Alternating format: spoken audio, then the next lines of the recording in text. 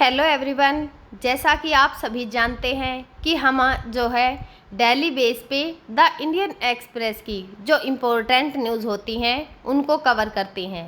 तो आज है 24 सितंबर और आज की हमारी जो इम्पोर्टेंट न्यूज़ रहने वाली हैं वो होंगी फ़िलिस्तीनी राज्य सिद्धांत, उसकी प्रभाव क्या हैं और क्या चुनौतियां हैं, और राष्ट्रीय संग्रहालय जो है उसके अंदर से मोहनजोदड़ो के अंदर जो मिली डांसिंग गर्ल की मूर्ति थी उसको चोरी कर लिया गया है और उसी के इल्ज़ाम में एक प्रोफेसर को भी गिरफ्तार किया गया है। और आज की हमारी जो तीसरी न्यूज़ रहेगी, राजनाथ सिंह ने मोरक्को में टाटा संयंत्र का उद्घाटन किया है। तो इससे भारत को क्या क्या लाभ होने वाला है और जो मोरक्को के भारत के संबंध कैसे हैं, तो चलिए जानते हैं कि आज की जो हमारी पहली न्यूज़ रहने वाली है कि फ़िलिस्तीनी जो राज्य है उसको मान्यता देना, यानी कि जो फ्रांस, ब्रिटेन, कनाडा, ऑस्ट्रेलिया और जो कई छोटे यूरोपीय देश हैं उनके द्वारा फ़िलिस्तीन को एक राष्ट्र के रूप में मान्यता दे दी गई है, जिससे कि जो संकटग्रस्त फ़िलिस्तीनी हैं उनको क्यों फ़ायदा होगा, क्या इससे चल रहा जो युद्ध है उसके अंदर हमें कोई परिवर्तन देखने को मिलेगा। तो चलिए जानते हैं। सितंबर 2025 के अंदर फ्रांस, ब्रिटेन, कनाडा, ऑस्ट्रेलिया, पुर्तगाल, बेल्जियम, लग्जमबर्ग, माल्टा, मोनाको जैसे जो ये देश हैं इन्होंने फ़िलिस्तीन को एक संप्रभु राष्ट्र के रूप में आधिकारिक मान्यता प्रदान की है। और जो यह कदम है संयुक्त राष्ट्र महासभा के एक विशेष जो सम्मेलन है उसके दौरान उठाया गया है, जो कि फ्रांस, सऊदी अरब के द्वारा आयोजित किया गया है, जिससे पहले 147 से अधिक देश फ़िलिस्तीनी जो राज्य है उसको पहले ही मान्यता दे चुके हैं। लेकिन ये नई मान्यताएं जो पश्चिमी सहयोगी हैं उनसे आ रही हैं, जो कि ऐतिहासिक रूप से जो इज़राइल है उसके करीबी रहे हैं। और अब जो है 157 संयुक्त राष्ट्र जो सदस्य देश हैं लगभग विश्व का 81% जो फ़िलिस्तीनी राज्य हैं उनको मान्यता देते हैं। और जो यह कदम है गाज़ा की जो युद्ध की संभावना है, वेस्ट बैंक में जो बस्तियां हैं उनका विस्तार और जो दो राष्ट्र का समाधान है उनकी संभावना को बचाने के उद्देश्य से जो उठाया गया एक कदम है। जो संकटग्रस्त फ़िलिस्तीनी हैं उनको इससे जो है इनको राज्य का दर्जा देने से इन्हें क्या क्या फ़ायदा जो है वो हो सकता है।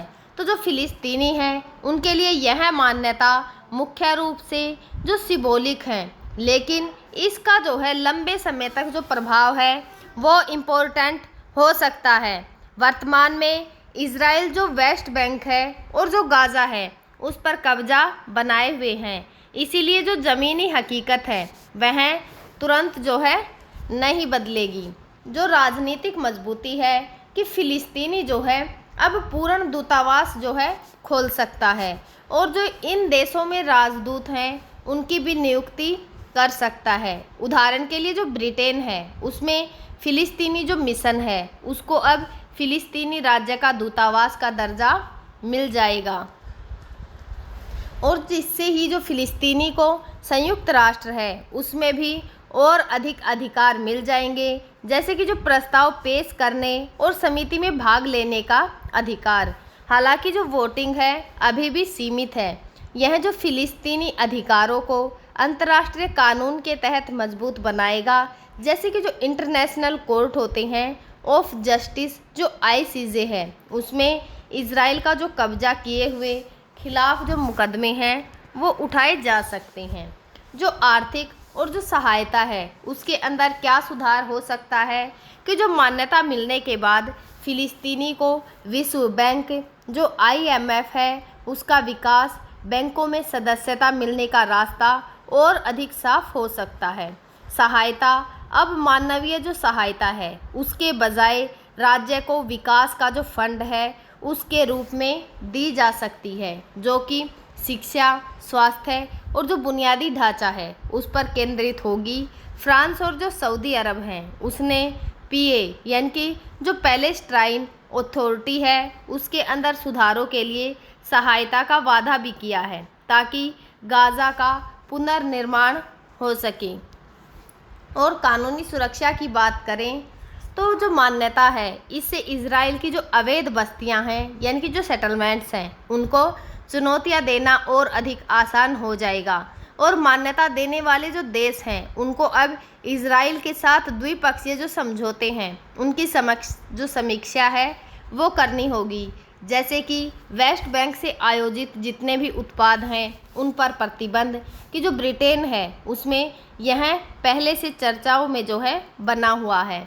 और जो आईसीजे है उसकी 2024 की सलाह के अनुसार देखें तो इजराइल का कब्ज़ा जो है वो अवैध है और यह मान्यता उनकी जो पुष्टि है उसको भी करती है। जो फिलिस्तीनी विशेषज्ञ हैं यानी कि जैसे कि जो अलजीरा में उद्भत रिदा अबू रास हैं उनका कहना है कि यह सिर्फ पहला कदम है बिना ठोस कार्रवाई के, जैसे कि जो प्रतिबंध हैं या फिर जो हथियारों पर रोक है उसके गाज़ा में भूखमरी और जो विस्थापन है 2025 तक 6.4 लाख जो फिलिस्तीनी हैं वो दक्षिण की ओर भाग चुके हैं। जैसी ये समस्याएं हैं वैसी की वैसी ही बनी रहेंगी। हमास ने इसे 7 अक्टूबर की जो जीत है वो बताया, लेकिन पीए मोहम्मद अब्बास ने कहा कि हमास को हथियार छोड़ने को जो है कहा गया है। तो क्या इससे जो चल रहा युद्ध है इसमें कोई बदलाव आएगा? यह मान्यता युद्ध को तुरंत रोकने या फिर इसमें बदलने का जो असमर्थ है वो लगती है, लेकिन जो इजराइल है उस पर दबाव जो है वो बढ़ सकता है। दबाव बढ़ने के कारण जो ये प्रतिक्रिया है वह भड़क भी सकती है। और गाज़ा का जो युद्ध है यानी कि अक्टूबर 2023 से जो 65,000 से अधिक फिलिस्तीनी इसके अंदर मारे जा चुके हैं और इजराइल गाज़ा सिटी पर जो हमला है वो अभी भी जारी रखे हुआ है। और जो दबाव है उसका निर्माण कैसे होगा? तो यह कदम जो है इजराइल को शांतिपूर्ण जो प्रक्रिया होती है उससे लौटने के लिए मजबूर करने का एक प्रयास है। ब्रिटिश जो पीएम कीर स्टारमर है उन्होंने कहा है कि यह 2 राज्य समाधान को जीवित रखने के लिए है। और जो फ्रेंच राष्ट्रपति हैं एमनुअल मैक्रोन ने कहा कि शांति का समय आ गया है, इससे इजराइल पर जो गाज़ा है उसमें मानवीय संकट समाप्त करने और जो वेस्ट बैंक है उसकी बस्तियां रोकने का दबाव जो है वो बढ़ गया है। अमेरिकी जो विदेश मंत्री मार्को रूबियो हैं उन्होंने भी निष्क्रिय कहा है, लेकिन यह अमेरिका को अलग थलग जो है वो बना सकता है। और जो इजराइल है उसकी इसको लेकर क्या प्रतिक्रिया रही है? तो इजराइल ने इसे आतंकवाद को पुरस्कार बताया। और जो पीएम बेंजामिन नेतन्याहू हैं उन्होंने कहा कि जॉर्डन नदी का जो पश्चिम है उसमें फिलिस्तीनी राज्य नहीं बनेगा।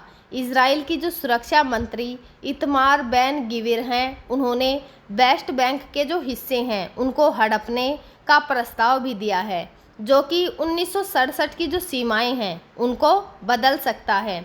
2025 में पहले ही 3,000 से नई जो बस्तियां हैं उनको मंजूर हो चुकी हैं, जिससे कि युद्ध और जो तनाव है वो और भी बढ़ सकता है। और इसके जो संभावित परिणाम रहेंगे कि जो अंतर्राष्ट्रीय संकट समूह है उसके अनुसार बिना ठोस उपाय जैसे कि जो केस फायर है या फिर जो प्रतिबंध हैं उनके लिए और यह जो फिलिस्तीनी जीवन है उसके मिटने को रोक नहीं पाएगा। मुस्लिम देश जैसे कि जो इंडोनेशिया है उसकी उम्मीदें जो हैं वो कम हो जाएंगी, क्योंकि अमेरिका वीटो कर सकता है। फिर भी यह 2 राज्य जो समाधान है उनको पुनर्जीवित करने का एक प्रयास के रूप में देखा जा सकता है। आज की हमारी जो नेक्स्ट न्यूज़ रहेगी, ऐतिहासिक क्षण, राजनाथ ने मोरक्को में टाटा समूह के लड़ाकू वाहन संयंत्र का किया उद्घाटन। तो 23 सितंबर 2025 को भारत के रक्षा मंत्री राजनाथ सिंह ने मोरक्को के जो बेरेचिद शहर है उसमें टाटा एडवांस सिस्टम लिमिटेड के अत्याधुनिक लड़ाकू जो वाहन हैं उनका निर्माण संयंत्र का उद्घाटन किया है। यह एक ऐतिहासिक जो क्षण है वो माना जा रहा था, जो कि भारत और जो मोरक्को है उसके बीच की जो रणनीतिक साझेदारी है उसको मजबूत करने का एक जो प्रतीक है उसके रूप में देखा जा रहा है। यह संयंत्र मोरक्को का सबसे बड़ा रक्षा विनिर्माण केंद्र है और अफ्रीका में जो भारतीय निजी कंपनियों द्वारा स्थापित पहला ऐसा संयंत्र है। जो प्रमुख लक्ष्य तथ्य देखें कि जो ये संयंत्र है इसका उद्देश्य क्या है। यह सुविधा जो है वो व्हील्ड आर्म्ड जो प्लेटफॉर्म है नामक उन्नत जो बख्तरबंद वाहन है उनका निर्माण करेगी। यह वाहन DRDO और जो टाटा मोटर्स हैं उनके सहयोग से विकसित किया गया है।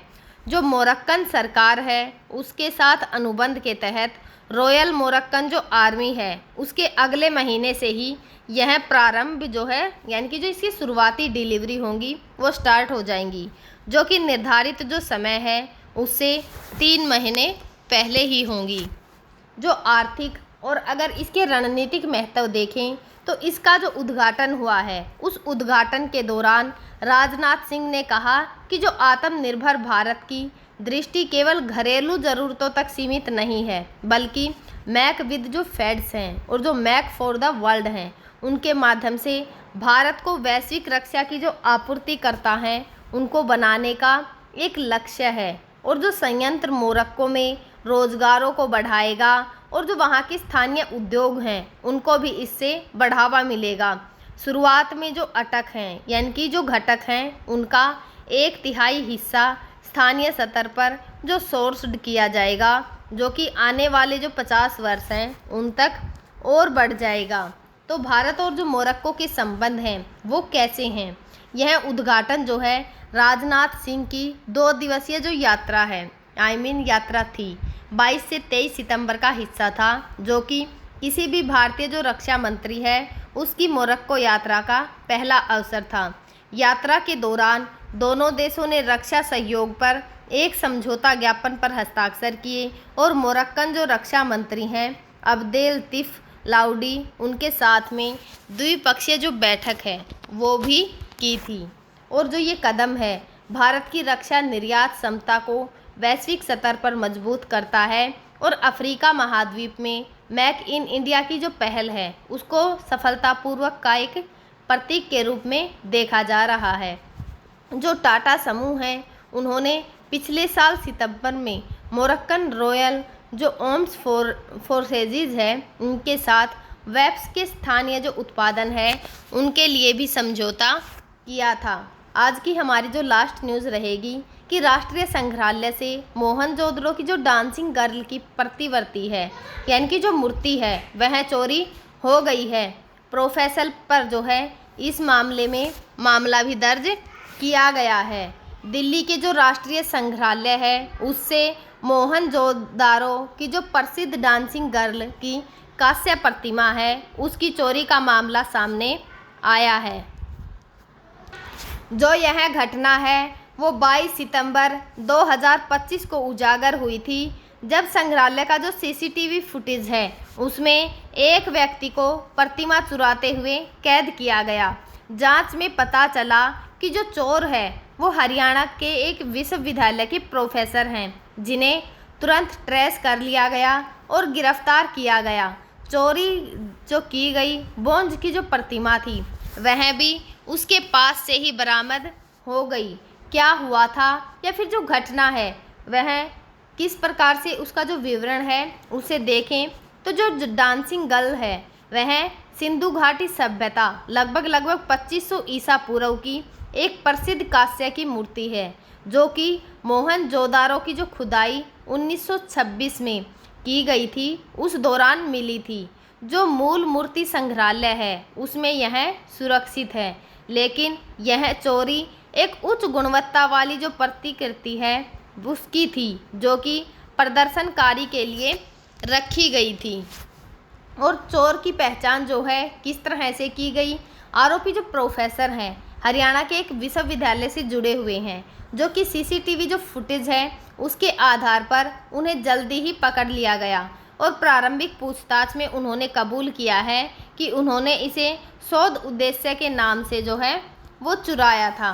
और जो कानूनी कार्रवाई है कि जो संग्रहालय प्रबंधन है उन्होंने तुरंत पुलिस में शिकायत दर्ज कराई और प्रोफेसर के खिलाफ चोरी और जो सांस्कृतिक धरोहर है उसके साथ छेड़छाड़ करने का मामला भी दर्ज किया गया।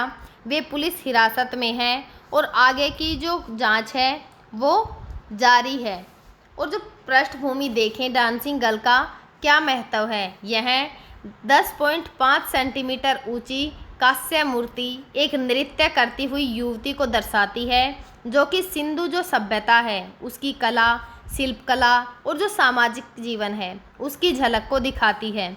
यह यूनेस्को विश्व धरोहर स्थल मोहनजोदारो से प्राप्त हुई थी और भारतीय जो इतिहास है उसकी एक अमूल्य निधि है। ऐसी घटनाएं जो संग्रहालय हैं उनकी सुरक्षा पर सवाल उठाती हैं कि ऐसे अगर चोरी हो जाती है तो वह जो है कोई भी चीज़ चुरा सकते हैं।